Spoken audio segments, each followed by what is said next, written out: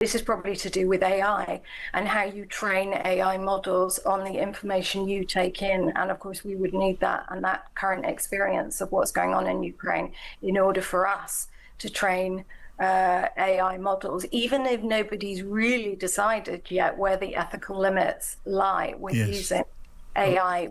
I mean, it is already used in a lot of defense technology, but often in ways where there's ultimately a human decision-making process. So it's perhaps not as dystopian as it may sound at the moment. But yeah, I suspect that really that's the gold mine within the format of what they've handed over. Now, there's a reason that the Kremlin is baring its teeth and snarling publicly about attacking British targets involved in building drones for Ukraine to use against Russia.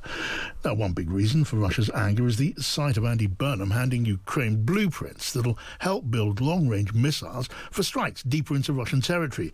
Another, though, is the news that Ukraine has offered a huge store of battlefield data and millions of images from the front line.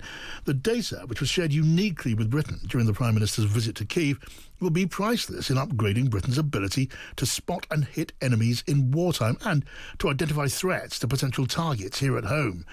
Now, all of it demonstrates the extraordinary advances that Ukraine has made in developing its war machine.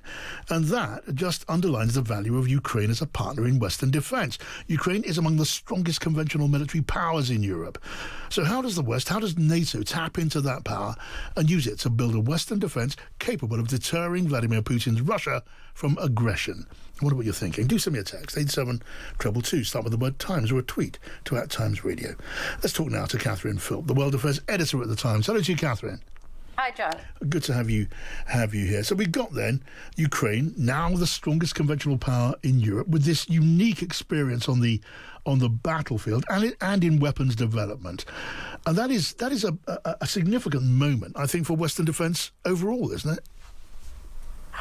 I think it is, and I think it's part of what we've sort of seen an ongoing process of integrating Ukraine's experiences back into our own military planning and the production of weapons, at the same time as giving what expertise we have to Ukraine. So we're sharing, essentially, and a trusting relationship on the level of a NATO ally. I mean, it's one of the saddest things about that in preparing for war and trying to prevent war and defend about it, you lose out on the experiences you only get in warfare.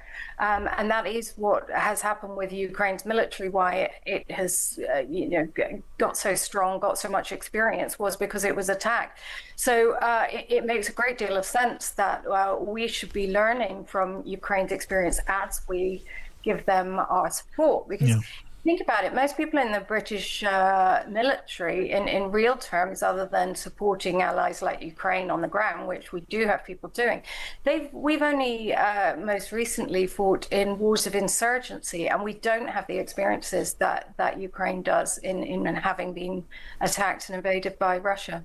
Yeah, no, I mean, we know, and you know better than most of us, that Ukraine would dearly love to be able to join NATO, but it can't happen because NATO will not take in a new member engaged in an active border dispute. And there's also the certainty of a veto on membership. It only takes one member to veto a new member joining, and there are at least one, America, for example, but others in the Baltic who would say no. But there are other ways to work in partnership, aren't there? And Kyiv is really keen to act on those.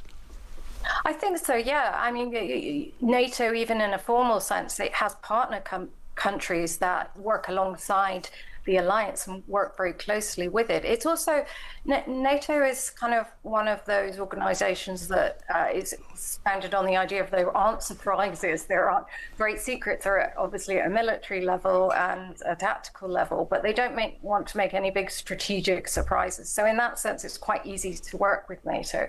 But yeah, I think we're looking at something deeper here. Of course, what you don't get without formal membership, and Ukraine would so dearly want, is that Article 5 protection that an attack on one is an attack on all. Well, as things stand with NATO at the moment, we don't really know if anyone in NATO has that, because we just don't know how the US would respond to a call. for that. So the fact that, that any integration that Ukraine does with its European partners, we're seeing a lot more of that, and a lot of indeed weapons development that's happening on a multilateral level in Europe between Ukraine and its European partners, simply so that not everyone is dependent on the US and US made weapons and what amounts to a kill switch when you buy American.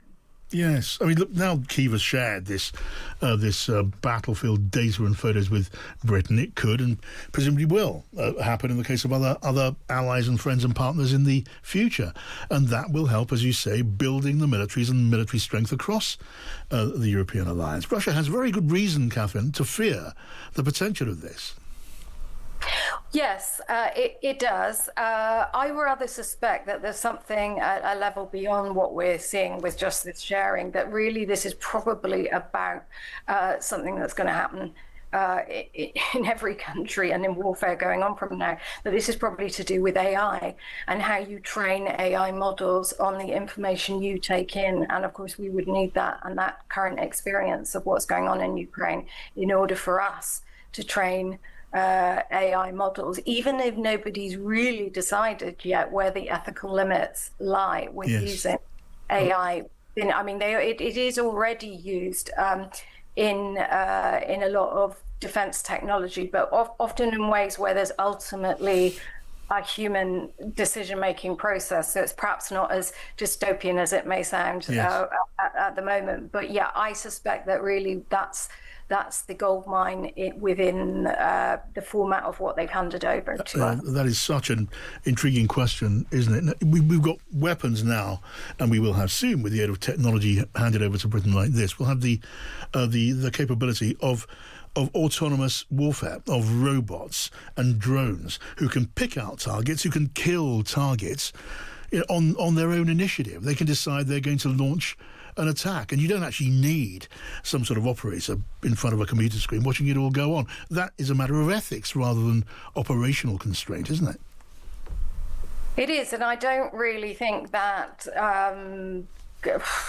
domestically or certainly globally that we've had those discussions about at what level some of the things that we already know are going on in certain areas of the world. We know that there is AI targeting using facial recognition going on. We have not had an open conversation about whether that's something that we as democratic countries are happy to see happen. All right, Catherine, great to talk to you as always. Catherine Philp, the World Affairs editor at The Times. Now, we can get a perspective from Ross Exley, a perspective from the defence industry, because Ross is the Vice President of Defence Strategy at the British defence tech company Hadean, and was also previously an aide to John Healey, who was one of our defence secretaries and now is the Chancellor. Hello to you, Ross. Thanks for joining me. Hi, John. Thanks for having me. Good to talk to you. Can you just give us a perspective on how this battlefield data from Ukraine and these photos from the front, how are they going to be useful in developing weapons and capabilities? Yeah, well, I agree with a lot of what Catherine said at the start of your piece there. So, for a start, this is a really good sharing moment for industry. We talk a lot about learning the lessons from the Ukraine, and this is a manifestation of what that really means, which is getting battlefield data. Catherine's exactly right. This is about getting data that can train AI. So, for example, Hadean, at the minute, we have a partnership with a Ukrospec, a Ukrainian drone company. That's a bilateral agreement where we're trying to get their information to train our algorithms. This government-to-government agreement really opens up a real trove. So it's called the Avengers Lab. I think you'll have seen there's 5 million images, for example, that are tagged. So it's clean, cleansed data with information alongside it that can give you real insights. And for a simulation company like mine, you'd be able to also start getting foresight from this. So understanding what occurred, what was the preceding incident, and then what was the response to that incident. And the more data you have to train these, much like the annoying bicycles you click before access to a lot of things on the internet now, the more the algorithms can learn and do a better job. I just make sort of one more point, actually. I think if you read the announcement carefully, this is in particular about a problem set that Ukraine's having on critical national infrastructure, one that we could have in the future, and one that spans beyond military use, civilian as well. So very much a defensive and resilience purpose. And I think that's sort of really important to note. So it's not necessarily all about the hard-edged offensive business. So give me just an example of how this data is going to help protect our infrastructure, whether it's a factory, whether it is an energy installation. How will this make them better protected? So what it will do is it'll allow us to, let's say an energy infrastructure is attacked, and that could be, in this case, an adversary, although that is the kind of threat that we face via different means in this country. It'll allow you to find out what were the preceding incidents to that. So you might be looking at CCTV, at drone footage to work out what was happening in and around that location before the incidents occurred. You'll have noticed one of the companies that's going to be looking at this data is a fibre optic company. So very much looking at how many sensors and what sort of data feeds you can tie in to work out really what was going on in and around that location. You can gain insight to that, but then you want to be looking at, okay, if that's what we know is going to happen in the run-up to an incident, how do we become better prepared when we see those type of things coming? Because these could be a week out, a day out, hours out, and it allows you to prepare your response as a nation, whether that's distributing the energy, finding alternative means of getting the energy, or just protecting your site physically. That's the kind of insight that these products can give. But it needs data and it needs learning first. Okay, now on the battlefield, just lastly, the policy at the moment is there would always be a human being at a screen in control of the offensive operation that's taking place, and you can see why people might wish to see that happen. But are we now pretty much at the point where you don't need it, where a weapon, a drone, some sort of offensive system, a war robot could pick out a target and kill an enemy and do that accurately, entirely on its own judgment and initiative? I'm not sure about its own sort of judgment and initiative, because obviously it's been trained and controlled by humans anyway. This stuff doesn't necessarily go on its own. I think it's definitely a policy point, as Catherine pointed out. There's not necessarily been the debate. The UK's policy is a person in the lead. I think it's very much about augmenting human capacity. So battlefield decision makers, military commanders now, have lots and lots of data that they need to synthesize very quickly. And they need help doing that to actually make the best targeting decision, the most humane, the most proper decision that they can possibly make. And I think that's only a good thing. And the speed at which these decisions need to be made now is incredibly quick. And I think that the adversary has this. We must have it as well to give our militaries the best chance of success. But warfare moving as quickly as it does, you have to believe that it's likely that over time, more of this initiative will be given to the robots, to the AI, and that will be a concern. That will be a concern, and you're absolutely right. The technology is there to do this stuff. This is very much a case of technology being at the leading edge. Governments, decision makers, policy makers needing to make the decisions based on our democratic government's kind of mandate. So technology companies are out there to build it, but ultimately that is a proper political and policy conversation that needs to be had. All right. Well, Ross, thank you so much for joining us. Ross Exley, of the defence tech company